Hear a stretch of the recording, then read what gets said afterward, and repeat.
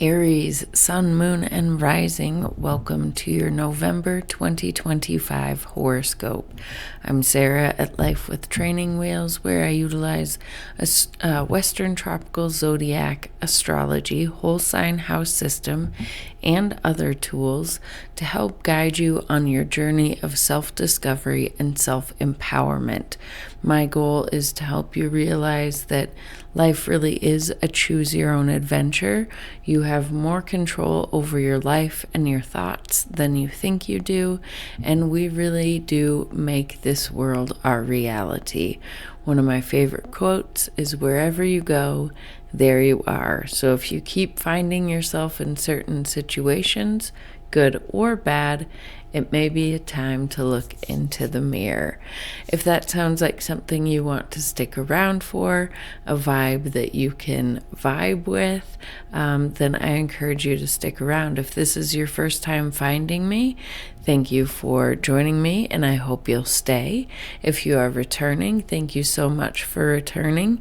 Either way, if you could go ahead and engage with this video in some way, like, subscribe, comment, anything like that, it will help my tiny channel grow, and I greatly appreciate it. A little bit of housekeeping before we get into today's astrology.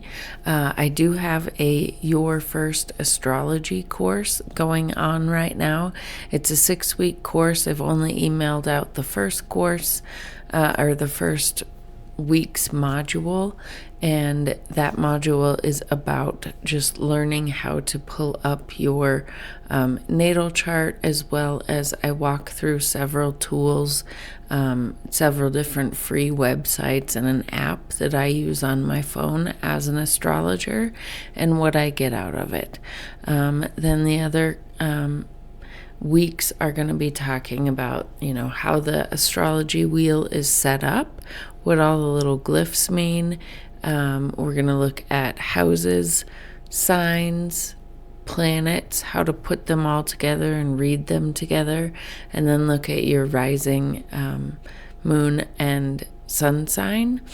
And then from there, I'm gonna teach you how to take videos like this, or more general collective videos, and apply it to your own astrology chart. So this is a beginner's astrology course. You don't need any experience to join, and that is going on now. And I just email out the videos, and then you email back questions, and then from there we can, do another video specifically answering the questions, or whatever we need to do. This class is yours, not mine, so I want you to get the most out of it. I'm also trying to start a Patreon membership that is kind of like a getting to know yourself better monthly membership, where each month I'm going to be teaching a different topic of your natal chart and what it might mean for you, different placements and elements and things like that. And so each month you would get a 20-minute reading on your natal chart, so it's on that topic. So it's kind of, like I said, a getting to know you better monthly subscription. I hope you'll join me for either of those, and the links for those will be in the description box below. And if you're not interested in those but do want to help me in my growth of this channel, as well as this does take a lot of time, there is a link to just simply buy me a coffee. Anything you can contribute or want to donate, I would again be so grateful. Okay, so anyway, let's start getting into the astrology. So if you haven't seen, I have done a collective reading for this month's astrology, and I will link to it right here. I highly recommend you watch that before you watch this, simply because there are a few things that I'm not going to be repeating. The main thing is that Jupiter, Saturn, Neptune, and Pluto are only moving 1 degree, or not even an entire degree, this whole month. They're staying within the same degree. So what I do in that collective reading is I look at those particular degree points and look up and read the Sabian symbol meanings for those. And Sabian symbol meanings for each degree kind of gives a more holistic view of what we're being asked collectively and individually to look at, and like where we are on our evolution's path at this moment of time. And it adds a lot. So I do encourage you to go watch it. The other thing, if you aren't sure how to pull up your natal chart and want to see, if you have any planets or points engaging with this month in particular, I do have a link, a video that I will link right here that teaches you how to pull up your natal chart for free. So check those out, and now let's get into it. So just in case you are not going to watch the collective reading, I will briefly go over the main astrology that I see of this month. And the biggest thing is that all month long we're going to be having a grand water trine. Water is the element that asks us to go with the flow. So we're being asked to go with the flow this month. That's the main message. Water is also very emotional, so we might be a little bit more emotional this month. It's also more intuitive, though, so you may be getting more dreams happening. You may be just feeling like your intuition is more on point. You might suddenly know things or suddenly feel things as perhaps psychic senses come online for you. So those are some things that we could see this month that's really exciting. A lot of Jupiter is involved in this, so there is a lot of opportunity and blessings and abundance perhaps available for us this month with this water grand trine. But sometimes when things are flowing so easily and so nicely, we might miss seeing the opportunities because everything just feels easy. So we might miss the opportunity to take action on something and really get the blessings that are trying to come to us. So a lot of times when there's a lot of trine or sextile energy, you need some type of friction, either to help you see the blessings or to just provide like an action point, right? And luckily this month there are two things that are happening, two main points of challenge, I guess, that are happening all month long that may help us activate those things. So one is a square between Jupiter and Chiron in Aries, and we'll look to see where that is, but that is providing a lot of healing opportunity for your I am wounds, where you've kept yourself small for the sake of others and things of that nature. And that in and of itself may help activate or capitalize on the blessings that are trying to come to you. The other thing is in Scorpio, the thing that's keeping this grand trine active is the parade of personal planets going through Scorpio this month. And those parade of planets are all going to be making an opposition to Uranus. So Uranus is the planet of where we break out of the box, where we want to do things differently, sudden things happening in our world, I would say to us, but I don't subscribe to that. Everything happens for us. Sometimes we just can't get out of our own way, so the universe has to shake things up to get us out of our own way. And it can also be the planet of like sudden insights coming in, sudden knowingness. So those types of things can be activated for you. So now let's go ahead and pull up your chart and look to see what's going on. Okay, so I have your chart on the screen right now.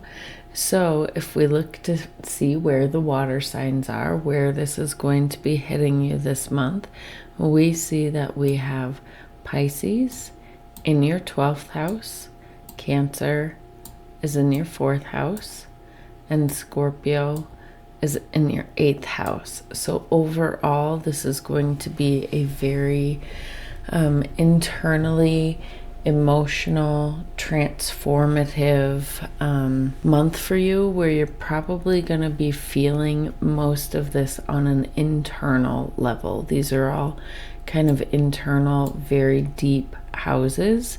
So we'll go through them one by one, what they mean and what they might be bringing you. But overall, as we get into it, it's going to be a very internally focused month, where you're going to be kind of diving into your subconscious and doing a lot of reprogramming and things internally. And that can be really exciting. So first, let's go ahead and talk about your 4th house. Let's start with Jupiter, right? Okay, so Jupiter is the greater benefic, right? So Jupiter wants to bring us blessings, wants to bring us opportunities. Whatever it touches, it expands. So in Cancer, the 4th house, first of all, in Cancer is a very emotionally sensitive sign. It's where we feel our inner emotions. It's where we feel comfortable at home as well. In the 4th house in particular for you, it does really mean your home, your physical home, your ancestry, things of that nature. So with Jupiter being here, you could be receiving a lot of opportunities regarding your home. Perhaps you have had opportunities to move or buy a property, or some sort of opportunities in regards to your living situation. This also could be 4th house is like our ancestry, where we come from, our deep roots. So you could be having a lot of opportunity to dive into that type of information, or even just, whether you're looking up ancestry stuff or just looking internally. Like the 4th house, like I said, all these are deep emotional houses. 4th house can be and can show where we have developed a lot of subconscious patterning, like from the home that we grew up in. 4th house represents that as well. So a lot of the things that we learn, and relationship patterns that we learn and things like that, we get from the home. So there could be a lot of opportunity here to really look at those things and see if they still serve you. And there might be opportunities with Jupiter to change or do things differently. There could just be a lot of opportunity to, dive in to yourself internally and see what you need to feel emotionally safe and secure, and to really dial that in. And then with this being part of this grand water trine right here, this Jupiter can be giving blessings to Scorpio, your 8th house, which is the house of intimacy, shared resources, things like that. So you might potentially be, and the energy flows both ways. So you might have blessings coming your way in regards to the home and shared resources. 8th house can be inheritance as well. It's the money that you are involved in that you're not necessarily working for. So it can be a spouse's or significant others' resources as well. So there could be blessings happening here this month. And then it could also just be that you have greater opportunity to deepen your level of intimacy within your home, which is really beautiful, because that's a hard thing for people to do, I think, to take down their armor and be willing to be seen. or to see themselves, but especially to like really truly be seen. It's really difficult, and there might be opportunities and blessings for you to do that this month. Also, Jupiter could be giving blessings to your 12th house. 12th house is all about rest and rejuvenation. Maybe you have an opportunity to, take a vacation or some sort of rest, or go on a retreat somewhere. 12th house rules those areas in society that are unseen. So think like jails is one example. Rehab centers, spiritual retreat centers, things of that nature. So perhaps you get to go on a retreat of some kind. And then this is also very subconscious as well. 12th house is our subconscious. It's literally our dream time and our rest time. So when you have a lot of planets and things going on here, your dreams might be wild. Pay attention to them. You might be getting messages in them, but they do also call the 12th house the house of self-undoing. So it is where we hold a lot of our subconscious beliefs, self-sabotaging behaviors that we don't know we have. Some of those beliefs that we've developed and have been ingrained in us from our childhood that are basically running the show. It just keeps us on autopilot. If this situation or this type of argument happens, this is how I put my walls up, or just the programming that we have, like our relationship to money and things like that, are all like subconscious programming. So this month you may have a lot of opportunities to really have those ideas brought to the surface and challenged, and be given an opportunity to release them that no longer serve you. So that is amazing, and vice versa. Maybe you can have opportunities coming to you from your 12th house, and you make your personal home really a place of respite, a place where you feel comfortable retreating, right, from the world. So that is all really beautiful. So let's see what more I want to say about the 8th house. So the 8th house is, like I said, the house of transformation. 8th house and Scorpio both are where you want to dive deep to find the truth of the matter. It's where we go into the dark places to discover the truth. It's where we go to find our hidden fears that we have, our places where we feel guilt and shame and things like that. The places that we don't really even want to look at ourselves, but Scorpio and the 8th house ask us to shine light on those things, to dig for the truth of any matter, to dig for the truth of who we are, and to shine a light on it and love on it so that we can heal it. We are all imperfect, and we need to remember that. And therefore, we should be able to give ourselves compassion, right?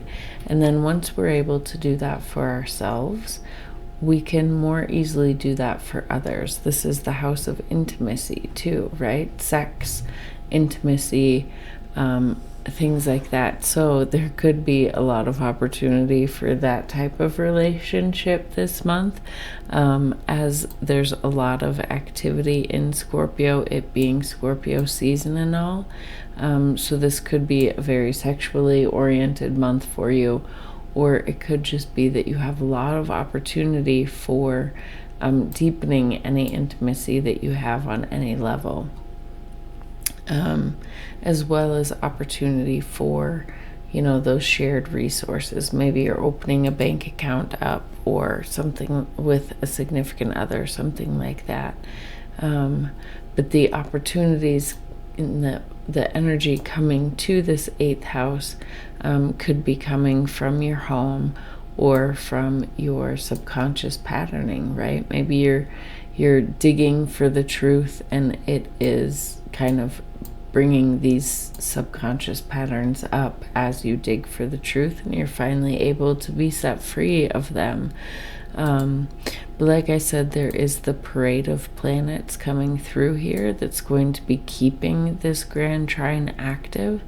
So, on the 3rd, 2 days ago, it was Mars, your ruling planet, that was engaged with this grand trine. So bringing motivation, desire, willpower to see and go after these opportunities, right? Then we have the sun will also be in the later degrees of Scorpio later in the month, engaging with this grand trine.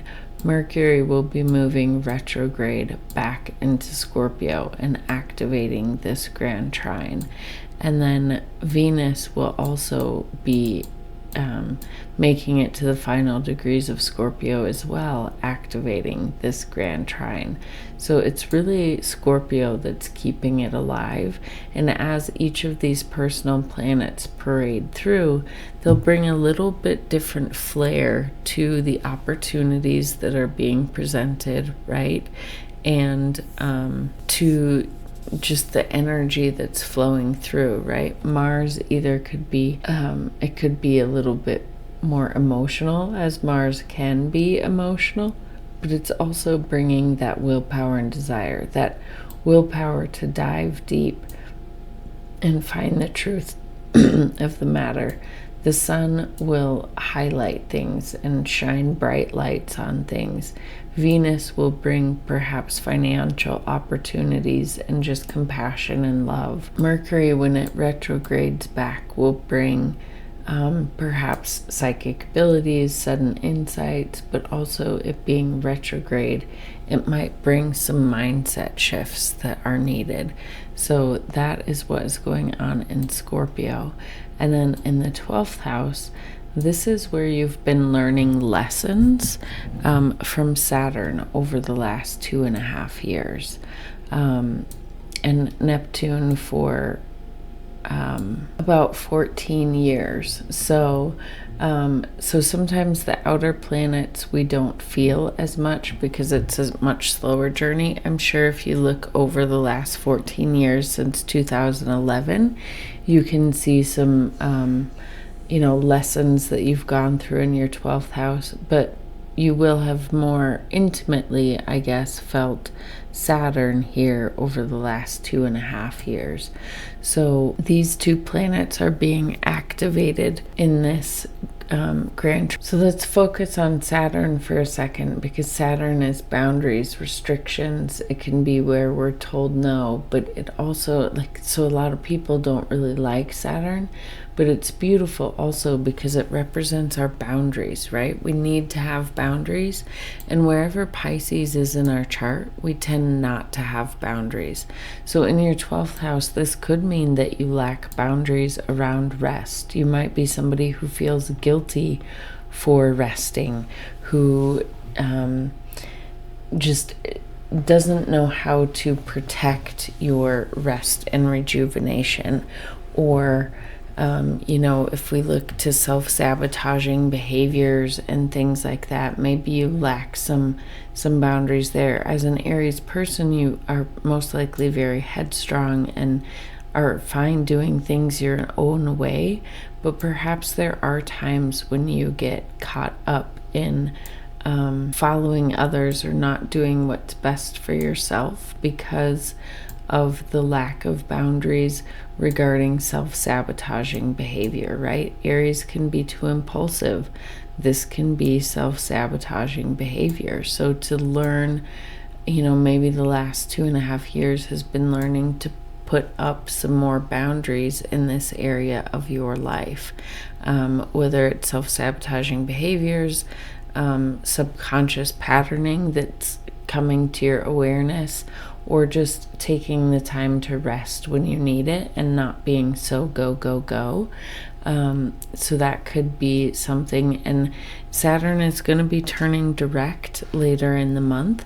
So it's really, this is our last chance to kind of get the lessons that Saturn has been trying to teach us. Saturn, wherever Saturn is, those 2.5 years, it's teaching us lessons. So have we gotten what we've been taught? Do we need to really buckle down and start, putting things in order before Saturn leaves later? It will be turning direct this month, like I said, but I don't believe it'll be entering into Aries until next year.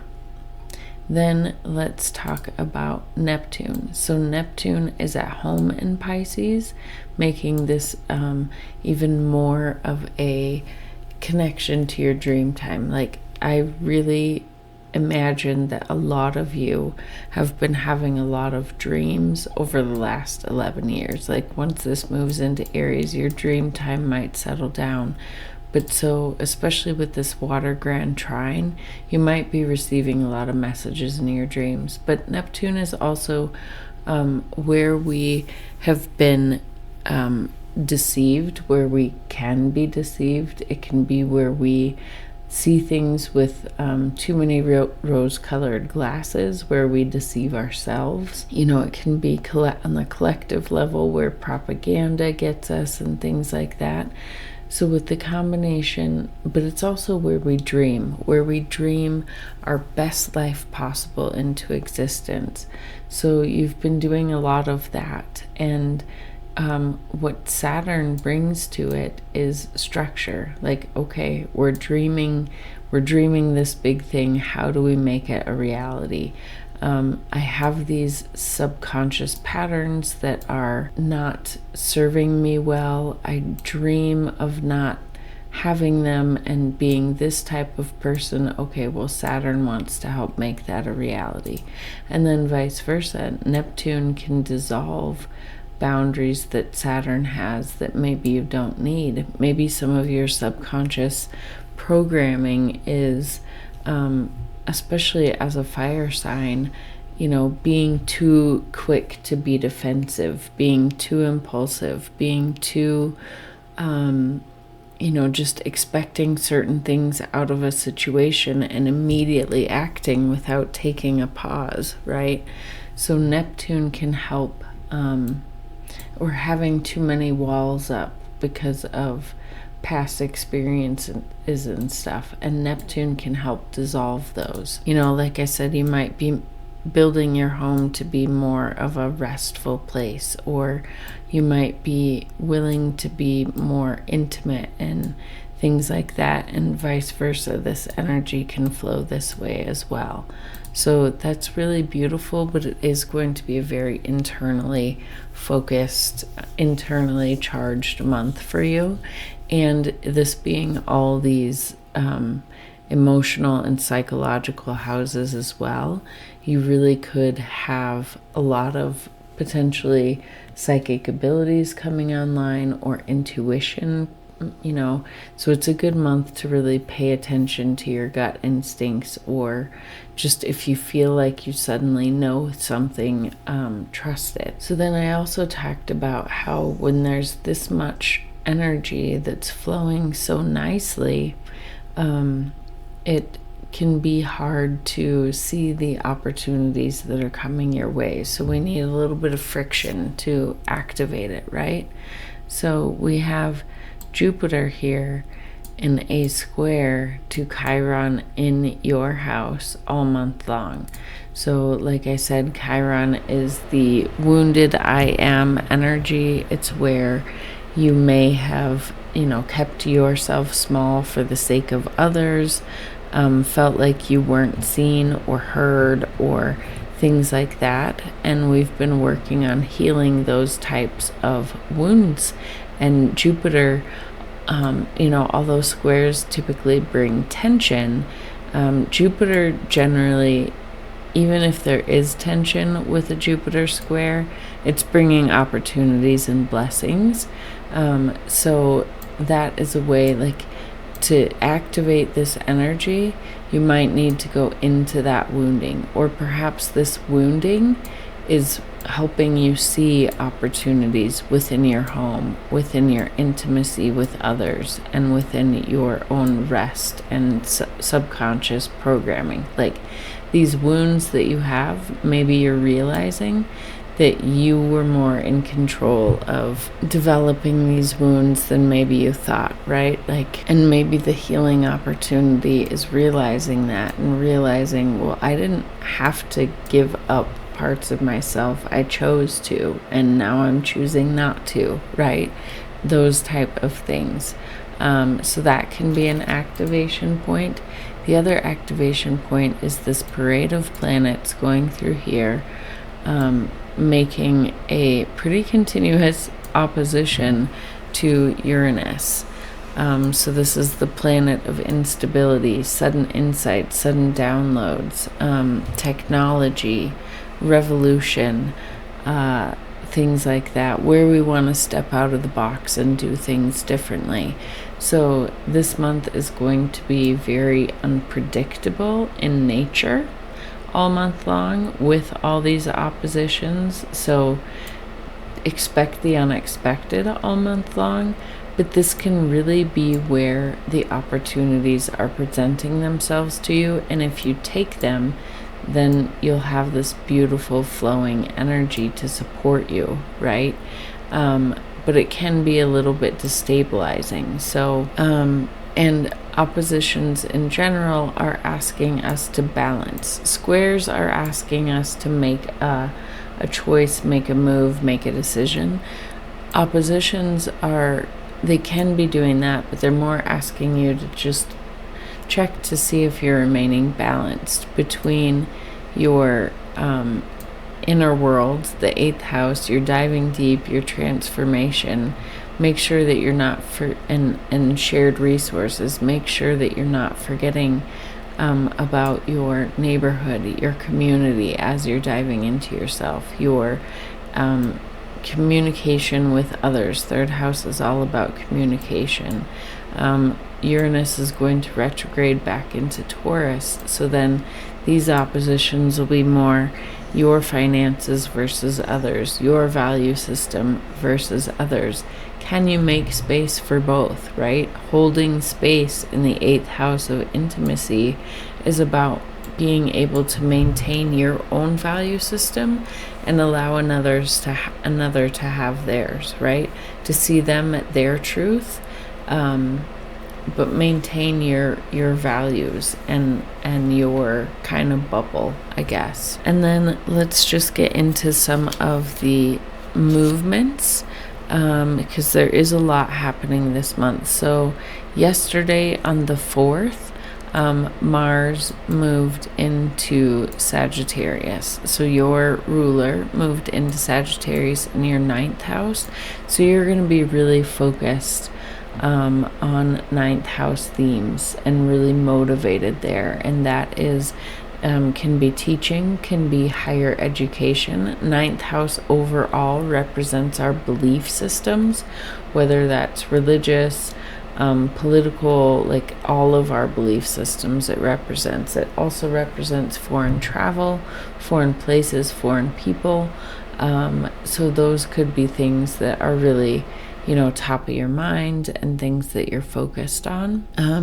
Then on today, the 5th, we have a full moon in Taurus. I will be doing a separate video on that, so keep your eye out for that. It may not show up until tomorrow, but we'll see. So yeah, full moon in Taurus, so we're going to be focused on your 2nd house of money and values with that. And then on the 9th, we have Mercury turning retrograde in Sagittarius. And then on the 18th, it will move into Scorpio and be activating this grand water trine. And then on the 29th, Mercury will station back direct. So it is going to be retrograde most of the month. So that does mean that we might have mishaps in communication, mishaps in technology, travel delays or restrictions or things like that. But the Mercury also rules the mind. So especially when it gets into Scorpio, it might be wanting to go deep. So just be aware of that. And mind, when it's in Sagittarius, it might be mindset shifts, paradigm shifts, different beliefs that are coming to your attention. On the 11th, we will have Jupiter turning retrograde in your 4th house.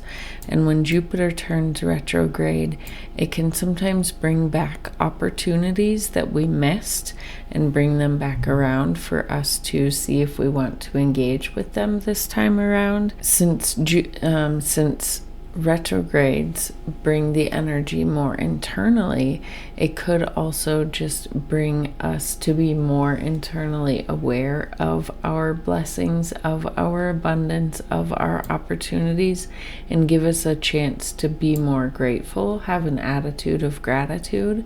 So there could be opportunities after the 11th coming up in regards to your home or your family or your place of living or your ancestry or things like that. Something related to your home, there could be opportunities coming back around. So keep your eyes out for that.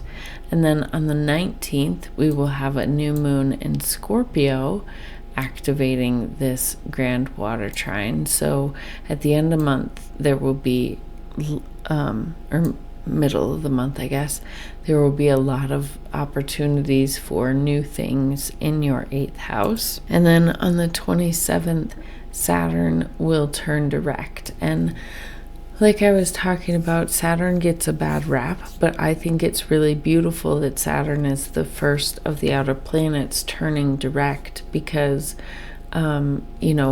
we've been really focused on these final degrees of the zodiac, releasing things that are no longer serving us, closing out old chapters, closing out, institutions. There's been, collectively a lot of institutions crumbling or changing or whatever, letting go of things that really don't serve us anymore. Being able to dream the new version of ourselves and the world that we want to see come into existence. And when these two move into Aries, that's when we're really gonna start okay, this is who I am now. And, it starts with us, but the more we all do that, the more change we are going to make in the world, because we're going to be building the world that we want to see, hopefully one built with compassion and love and understanding and, the golden rule. That's the world that I'm dreaming into existence. But you don't build anything by being too impulsive, right? You build a house not by starting with the roof, because you want to have the roof done first. You start with the foundation. So Saturn turning direct being the first one, it's us starting with the foundation, building. What better place than to start building the foundation in the sign where we sometimes lack boundaries and lack a foundation.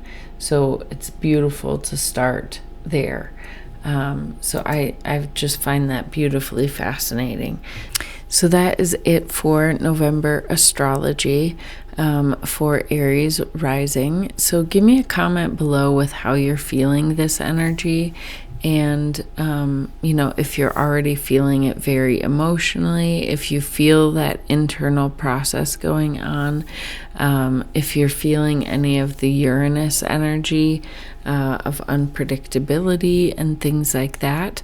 And like I said, please like and comment if you've enjoyed this. It really does help my channel grow.